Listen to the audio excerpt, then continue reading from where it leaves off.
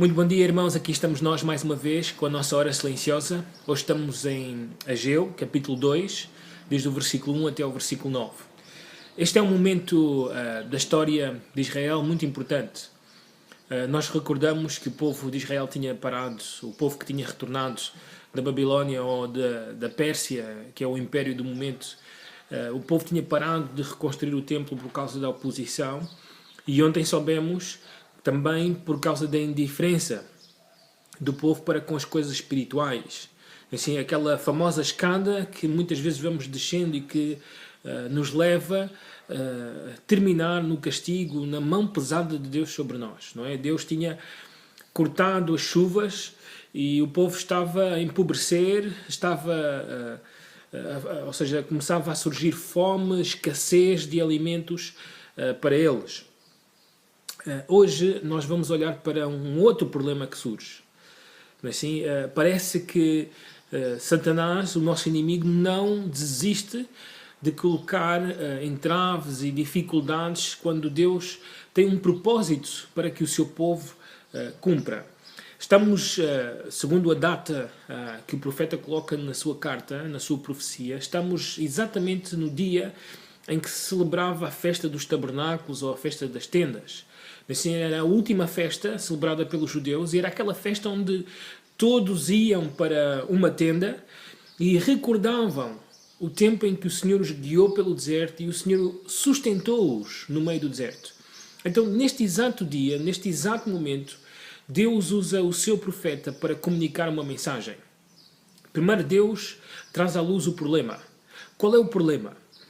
Há uma expressão que tive que investigar esta manhã porque não me recordava o nome, que tem pelo nome de saudocismo. O problema do saudocismo é aquela expressão que as pessoas usam, no meu tempo é que era. Quando eu era jovem as coisas eram diferentes. Não é assim? E muitas vezes as pessoas fazem isso comparando o tempo que estão a viver agora com aquele que viveram antigamente.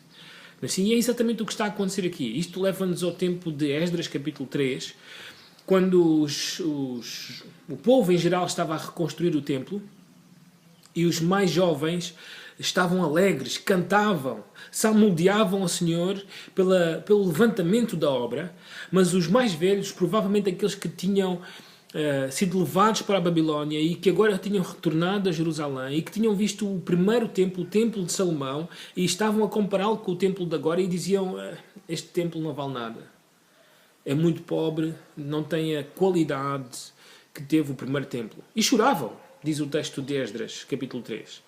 Então Ageu vai falar diretamente a estas pessoas, assim, que estão a enfrentar o problema do saudocismo, o problema do antigamente. No meu tempo é que era, e isso levou um desânimo. Provavelmente até contagiou os jovens na obra que eles estavam a realizar. Então a mensagem de Deus é clara. E que coisas é que é importante ter no nosso coração, na nossa mente? Quando fazemos este tipo de comparações, quando desanimamos o restante da igreja, comparando com o passado, assim, e aquilo que estamos a viver no hoje, assim, em primeiro lugar, Deus diz, ser forte e trabalha. Esta expressão ser forte não está a falar de força física, está a falar de algo que tem que surgir no coração e na consciência. Está a falar de uma força espiritual. Assim, está a falar da própria força do Senhor. Assim, confiem em Deus, esta obra é dele, é Ele que está a realizar isto, então sejam fortes. É a mesma expressão que Deus utilizou para Josué, quando ele tinha que fazer o povo entrar na terra prometida. Assim, Deus diz, ser forte, ser corajoso. Vamos em frente. Assim, Deus está a dar exatamente essa mensagem. Essa é realmente a nossa parte. Ser fortes.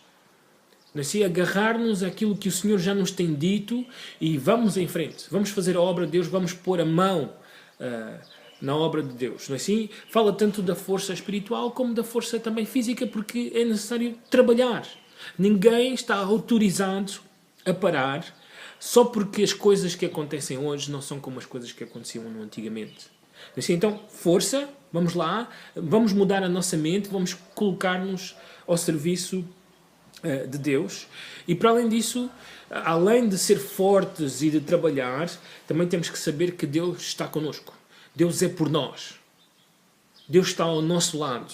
Assim, o texto, no versículo 4, mesmo no final, o Senhor diz, porque eu sou convosco. No versículo 5, ele diz que ele é connosco por causa da sua aliança, a sua promessa, a sua fidelidade, assim, para com o povo, e também porque o seu Espírito está no nosso meio. Assim, temos tudo para fazer a obra de Deus. Deus mesmo está connosco, o seu Espírito está nas nossas vidas, podemos fazer a obra de Deus. Então, em primeiro lugar, ser forte e trabalhar, saber que o mesmo Deus está connosco. Em terceiro lugar, olhar para o futuro.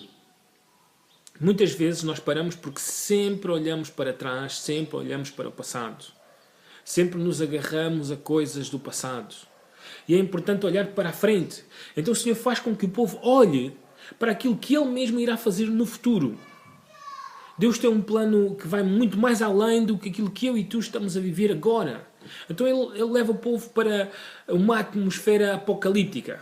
Assim, é como se fizesse uma viagem para o livro do Apocalipse, desde o capítulo 6 até o capítulo 19, onde Deus vai abalar os céus, a terra, onde Ele vai mexer com as nações, assim, e Ele vai trazer as coisas preciosas dessas nações, ou então, como algumas versões dizem, o desejado das nações, que pode ser o próprio Cristo, assim, e vai encher o templo que Ele mesmo vai construir com a sua glória.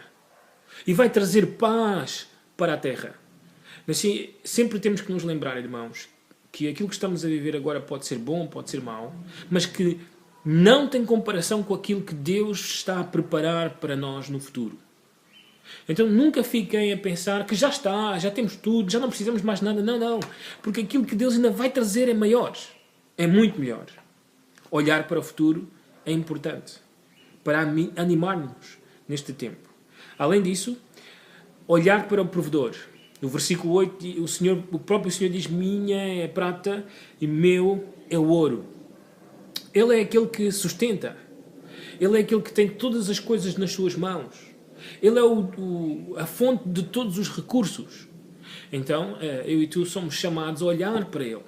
Num tempo em que o povo, porque Deus os castigou, não dando-lhes frutos, não dando-lhes todas as provisões que eles necessitavam, assim eles lamentam que eles não têm todos os recursos como Salomão tinha, segundo os cálculos, cerca de 20 milhões de euros para construir o templo. Assim, eles não têm esse dinheiro, eles não têm esses recursos. Assim, então eles lamentam.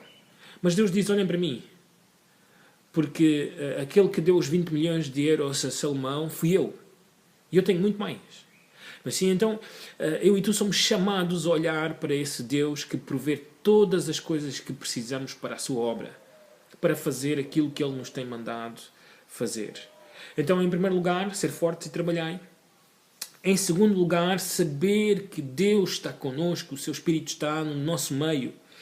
Em terceiro lugar, olhar para o futuro, para aquilo que Deus está a preparar para nós.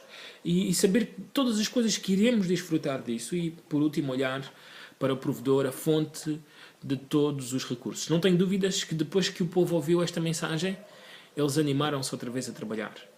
Pararam em primeiro lugar porque foram indiferentes às coisas espirituais, mas Deus tocou o coração deles, eles começaram a trabalhar. Agora pararam outra vez porque compararam, olharam para o passado, olharam para aquilo que foi o antigamente e não tinha comparação com o hoje. Assim, e começavam a parar, a entristecer-se, e o Senhor novamente anima-os. A dizer, não, eu estou convosco, sejam fortes, trabalhem, olhem para o futuro, olhem para aquele que sustenta todas as coisas.